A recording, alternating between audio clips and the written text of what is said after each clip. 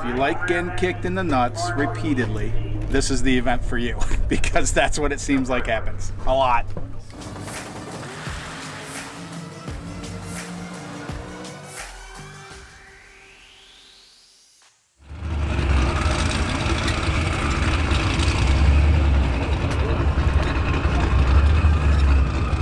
Oh, what are we, day 3? Indy.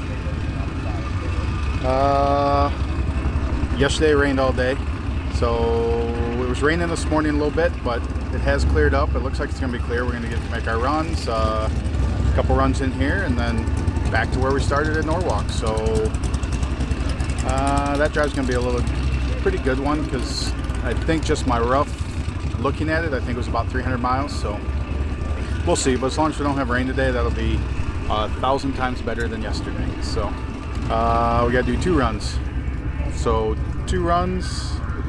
Yeah, I mean, there was a rumor about there not being time, but I don't know. I mean, I'm assuming that we're gonna have to make 2 runs. So, and if that only ends up being 1, then so be it. But I really think there's plenty of time, and not an overloaded car, so I think we're gonna have time to make 2 runs each. So stay tuned. We'll see how it turns out.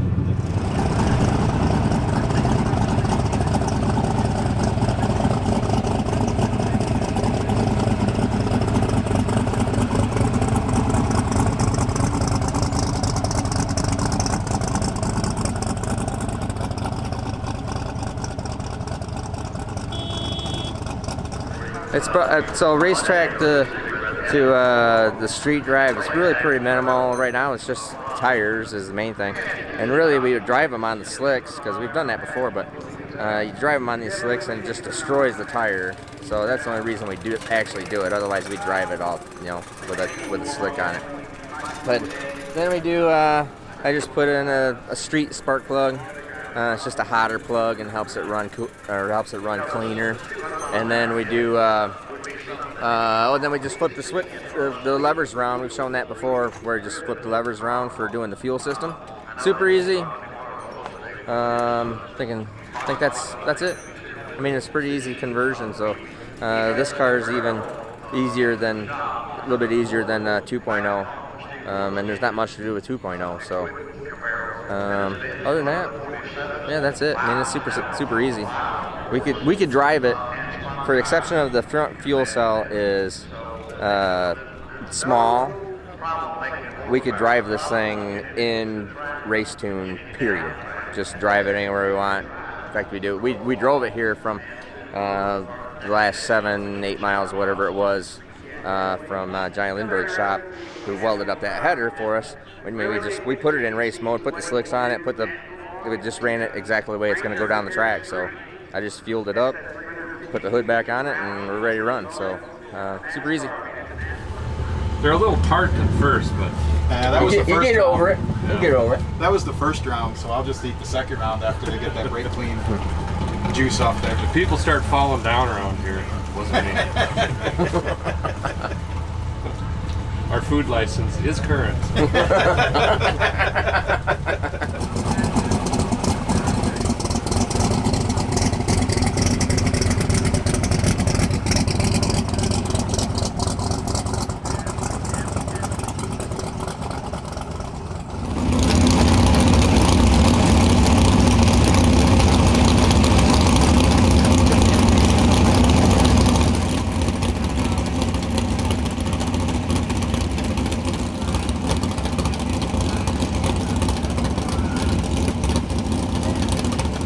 So get ready to make our first hit. Got everything ready with the car. It's definitely, everything started late today, so I don't even know. I think it's got to be 1 o'clock or so. But got to get 2 hits in, convert over street mode. We got a 300-mile drive back to Norwalk if everything goes well, and be there to wrap it up tomorrow. So we'll see how today goes. Thanks for watching, guys.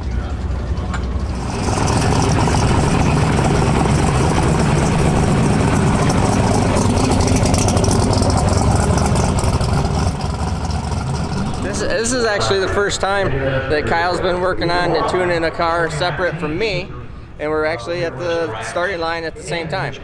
So it's just kind of cool. It's the first time. We're going down. Yeah, spread your wings and fly, little birdie. Yeah, spread your wings and fly, little birdie. That's right.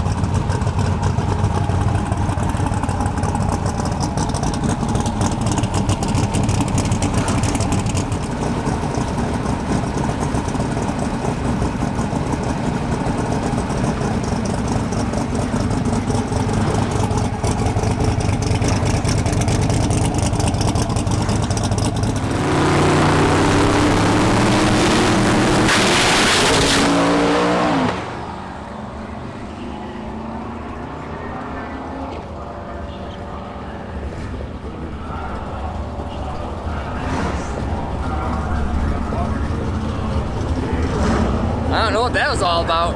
Wow, that thing's off the hook.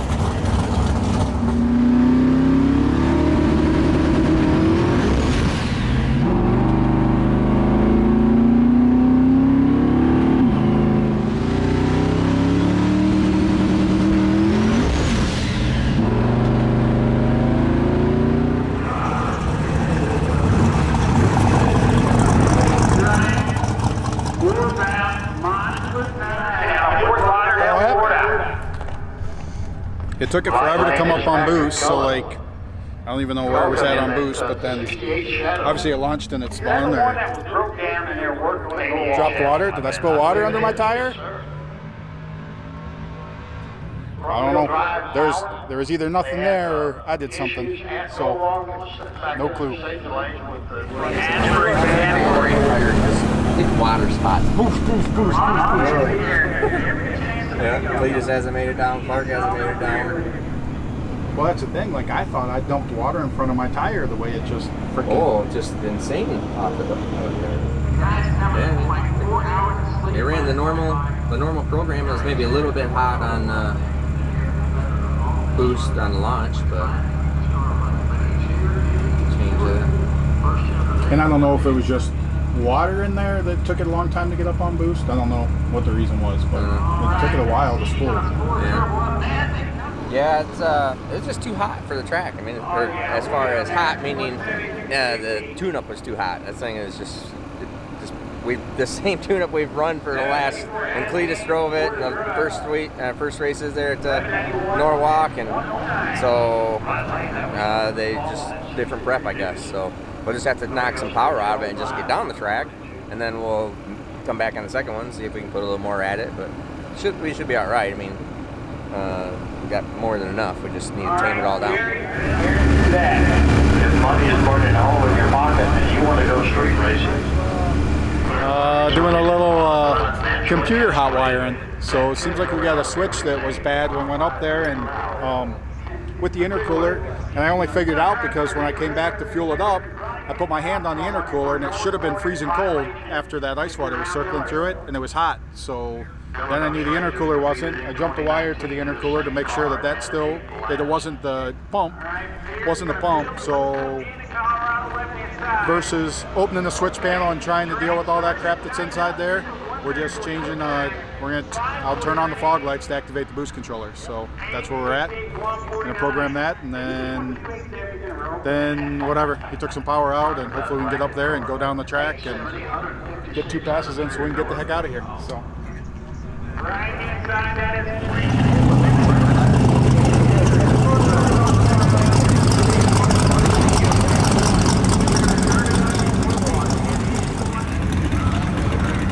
Guess we'll give this another try. See if this works out better. So still need 2 today, so hopefully this is one of them.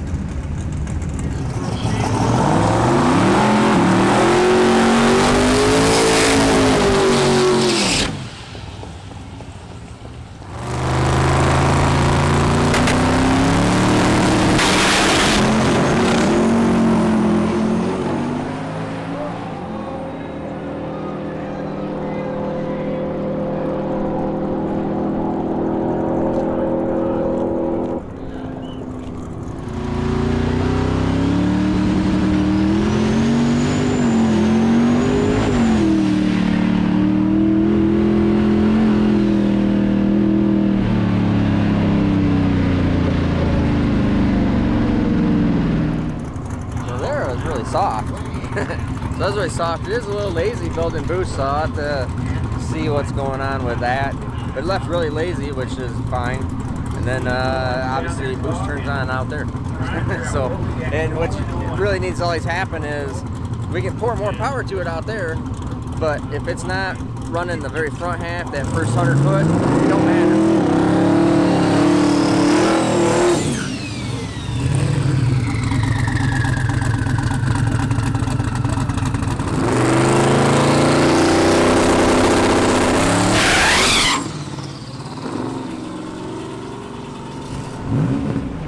Is the track literally that bad?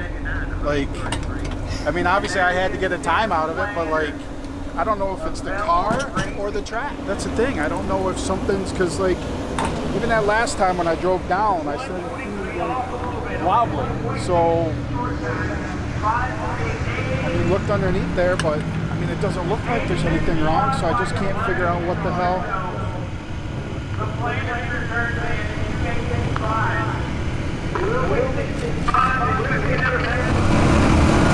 I don't know, like, if there's something wrong with the car. Like it should not have been doing that out there. I mean, unless it was spinning the tire, but I didn't have my foot in the thread. I was just trying to get a time. Like it never sways like that. Yeah. I mean, I noticed like driving here today, but I thought it's just 6 PSI and the rear tires with the trailer on it, which is never a thing that I do. It felt rolly or whatever, like a little bit, like side to side, but I don't know. I mean, Bert looked under there. He said everything looked right. I wiggled the car when he did it.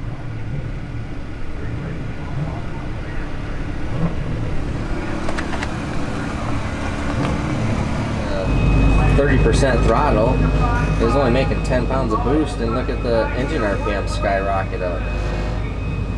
Well, not skyrocket, but I mean, it definitely is Up there.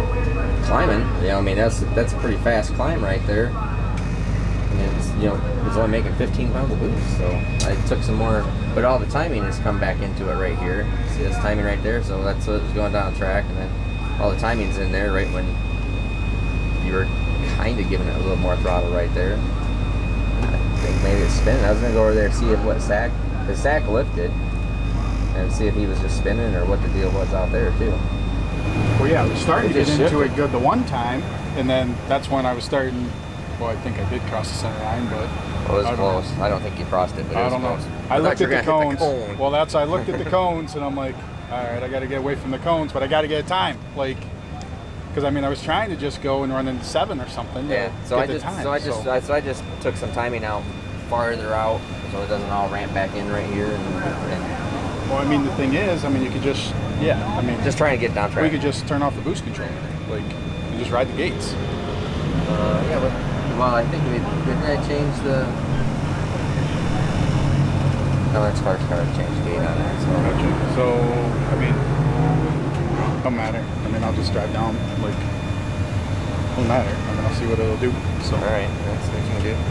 We can obviously do the boost controller. And, thing is, I don't want to like lay it over too much if I can actually try and if I can pedal it and get down the track or whatever. Like, I don't want to lay it over too much and then not have something if I can use it. So, yeah. Well, I softened it up quite a bit to try getting it through that little spot where it just drove over to the left. So gotcha. I'd still try running like a normal pass, and then if it just don't go, just Right. whatever. I don't think it'll stock bottom in. You're out of New York, though. I know that. You know, New York, the entire upper East Coast is always produced.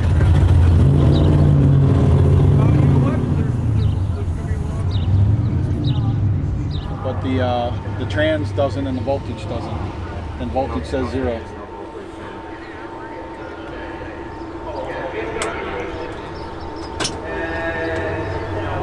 I've done that 10 times.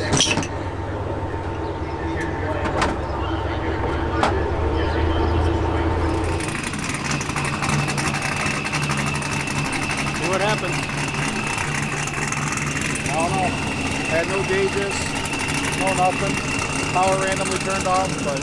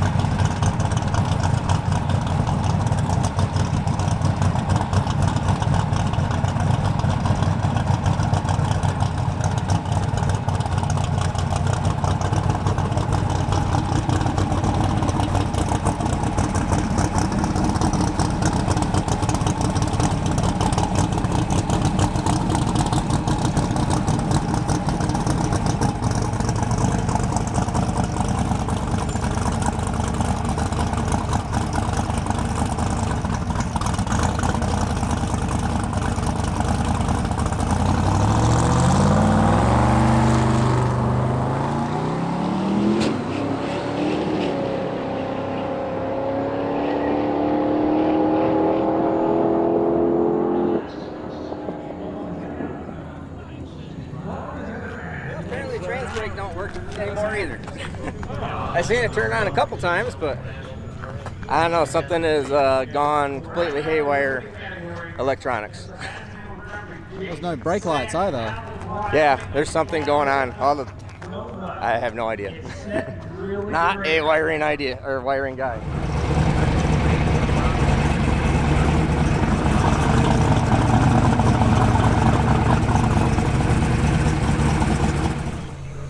That was exciting. My whole goal, obviously, I said on this camera too, but like, I mean, the transbrake is somehow tied into the race pack, the stuff that's not working. So I do the burnout, I get out there, I got no reverse. So I put it in park, put it in neutral, I was able to back up for like a couple feet twice. I did watch like the display. I think there's a loose connection somewhere because display flashed like 4 volts, and then and I had the transbrake for a second, and then the second time when I got the transbrake for a second, the dash didn't light up, but I got the transbrake for a second. So I knew I was just going to have to foot brake it, and obviously knew it was the last pass of the day. So I needed to run faster than 1050 to be in the hunt for the Nova. So I'm like, well, I'll just foot brake it to run at 1050, and then whatever. Then it is a freaking pooch. I mean, at 60 footed, a 1-teen or whatever off a foot brake. So that part was good, but then definitely the power Steve took out of it, like definitely laid it over real bad, because I actually might have bent the pedal because I was pressing it so hard trying to get it to go, and every once in a while it'd get a low power and it'd pick up or whatever, and then it'd take off, and then it'd lay over again and then take off. And I mean, I threw the chutes because I actually had no idea how fast I was going. I did accelerate pretty good for a while. I mean, I don't even know what I did from, yeah. Well, yeah, I mean, there was my acceleration at 1,000 feet. At 1,000 feet, I was doing 120. I was doing 165 at 1320. So I gained 40 miles an hour in the last couple hundred feet of the track. So it finally kicked into where it was accelerating. And like I said, I mean, I'm like, I don't even have a clue how fast I'm going because I'm not used to taking this long to get down here. So I threw the chutes, and that was fine. It was still a little wishy-washy, but I really think it's just the track. I don't think it was the car. But, well, obviously the car has its own issues right now, but they're just electronics. So, I mean, we can just, you got a carburetor, Derek? We'll just switch this over to carburetor, and like, yeah, we might be all right, but like I said, we got our under 1050, which is the whole deal. And that's also the thing that about these events that people just don't understand, like what we do. We're up there, and normally without any gauges, without anything, like you put it in a trailer and you take it home and you say, okay, I'm going to sort this out and then I'll come back to the track tomorrow. We don't have tomorrow. We got to get this thing ready for street mode, sort it out, and then we got to drive it to Norwalk 300 miles tonight. So that's what this is all about. And it's if you like getting kicked in the nuts repeatedly, this is the event for you, because that's what it seems like happens a lot. So back up, like it dash didn't even light up. On the way back a couple times, the dash lit up. Driving back. So Driving back here. Yeah. But I mean, all I had to do is better than 1050 to stay in it to win the car. Oh, yeah, there you go. So that's why I'm like, because I don't know what you were what you were trying to do, but I'm like, I'm going to foot brake it and launch it to try and get it past. That's what you wanted to do. All right. But you stopped before we went back through the beam so I could set it to launch. Well, no, it's hard to push. Oh, you just got tired? I got somebody else to help. He's like, hey, come help me push this freaking car. But, and I guess whatever, like, I tried to push the pedal through the floor, it wouldn't go, so all the stuff you took out was like a lot, because when I finally got to where I could hit the gas and go, like, she was just a pooch for a while, and then all of a sudden she go, and then whoa. Well, there wasn't anything going on there without the launch? It needs transbrake signal to run any of the timing curves or anything, so it's just all, gone. I can get a data log off Holly off it, that's about it. So something's got to have a loose connection. Bad connection in the VNet race pack, smart wire, because the Holly's still working, because it still keeps running. Right.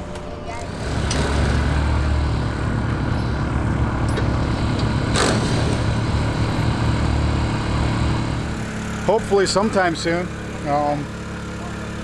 I think, I haven't even talked to Steve, but Andy, our wiring guy, got on there. I think that he solved the electrical issue. I really think it was just corrupt data got in there the last time when we plugged in, because where the switch malfunctioned, so we changed stuff around, and then whatever. One of those things happens when you're in a rush. But I think they got it solved. So if they got that solved, we just got to finish getting the car ready, which, I mean, we're probably 75% there. So finish getting it ready, hit the road. I mean, it's, who knows what time, it's after 5, we still got 300 miles, we got to make it tonight. So that's where we're at. Let's see how this all turns out. Could be crazy. Just, no, don't. It's temporarily in some form of a working fashion. That's all I can tell you. Not complete working fashion, just basic operational. So we'll see. I'll be happy if I'm not working on this on the side of the road at 3 o'clock in the morning, to tell you the truth. So it's all good. Anyway, so we're just finishing loading up. Almost ready to leave. That means the day's just getting started, and it's 6:15. 300 miles to go. That'd be like what, a Burt Reynolds movie. I think we're going eastbound and up.